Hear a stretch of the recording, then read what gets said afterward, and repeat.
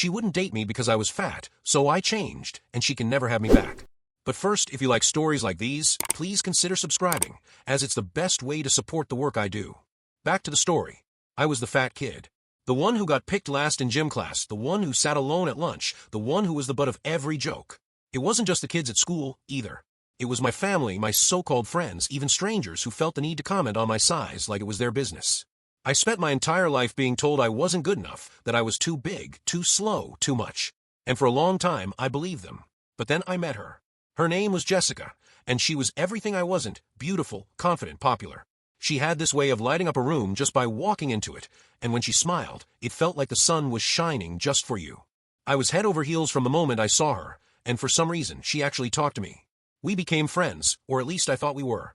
I was nice to her, always there when she needed someone to talk to, always ready to lend a hand. I thought maybe, just maybe, she saw something in me that no one else did. I was wrong. It happened one night after school. We were hanging out at her place, just the two of us, and I finally worked up the courage to tell her how I felt. My heart was pounding so hard I thought it might burst out of my chest, but I did it. I told her I liked her, that I'd liked her for a long time, and that I wanted to be more than friends. She didn't say anything at first. She just looked at me, her expression unreadable, and then she laughed.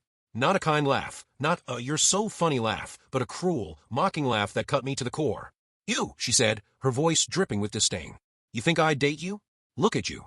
You're fat, you're lazy, and you're pathetic. Why would I ever want to be with someone like you?" Her words hit me like a punch to the gut. I felt like the air had been sucked out of the room, like I was drowning in my own shame. I wanted to disappear, to melt into the floor, and never come back. But I didn't. Instead, I just nodded, my throat too tight to speak, and walked out. That night, I made a decision. I was done being the fat kid, the joke, the punching bag. I was done letting people like Jessica make me feel like I was nothing. I was going to change, not for her, but for me. And I was going to make sure she regretted ever treating me like I was less than. The next morning, I woke up with a fire in my chest that I'd never felt before. I didn't just want to change, I needed to. I started that day throwing out all the junk food in my house and replacing it with healthier options. I dug out an old pair of sneakers and went for a run, even though I could barely make it to the end of the block without feeling like I was going to pass out. It was brutal, but I kept going, one step at a time. I knew it wasn't going to be easy. I knew there would be days when I wanted to give up, when the pain and exhaustion felt like too much. But I also knew I couldn't go back to the way things were. I couldn't keep living in a world where people like Jessica had the power to make me feel like I was nothing.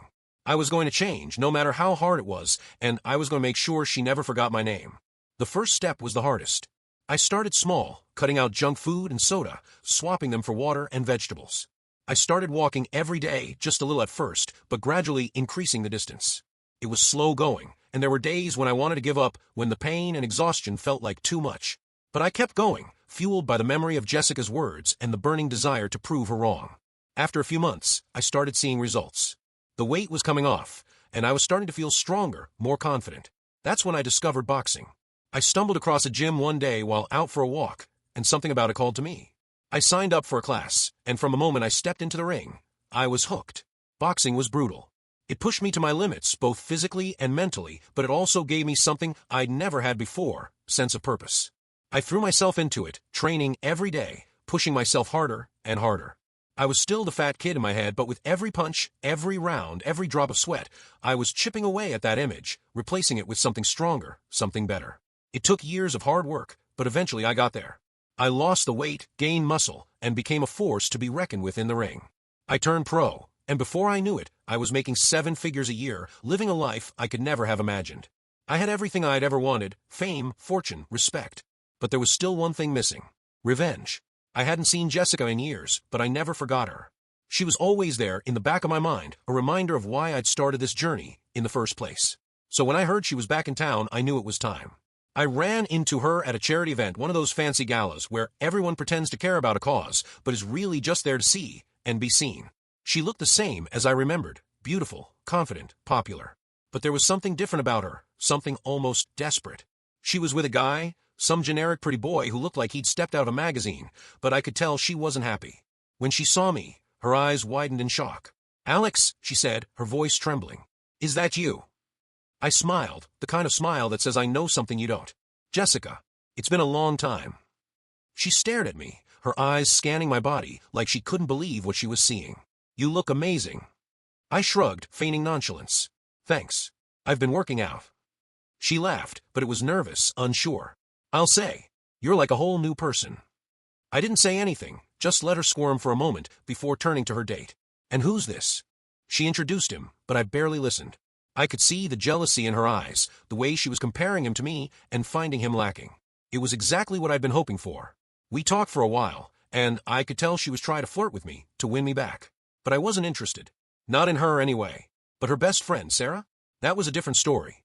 Sarah was everything Jessica wasn't, kind, genuine, real. She'd been there that night, all those years ago, and she'd seen what Jessica had done to me. She tried to apologize to make things right, but I'd been too hurt, too angry to listen. But now I was ready. I started dating Sarah, and it was everything I'd ever wanted. She was sweet, funny, and she actually cared about me, not just what I could do for her. But the best part? The look on Jessica's face every time she saw us together. It was priceless. Jessica didn't take it well.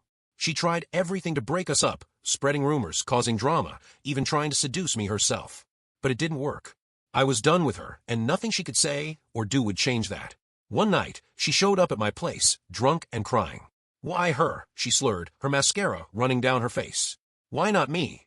I looked at her, my expression cold. Because she's not you. She stared at me, her eyes filled with a mixture of anger and desperation. You think you're better than me now, don't you? Just because you're rich and famous and hot. I didn't say anything, just let her words hang in the air between us. Finally, she broke down, sobbing into her hands. I'm sorry, okay? I'm sorry for what I said, for what I did. I was stupid, and I didn't know what I had. Please, Alex, give me another chance.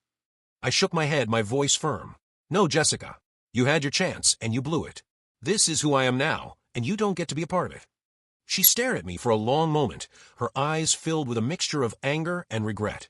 And then she turned and walked away, leaving me standing there, alone but victorious. I didn't need her. I didn't need anyone. I was enough just as I was. And for the first time in my life, I truly believed it. Jessica's attempts to win me back didn't stop after that night. She called, texted, and even showed up at my gym, begging for another chance. But I was done. I'd spent too much of my life letting her dictate my worth, and I wasn't going to let her do it again. Meanwhile, my relationship with Sarah was thriving.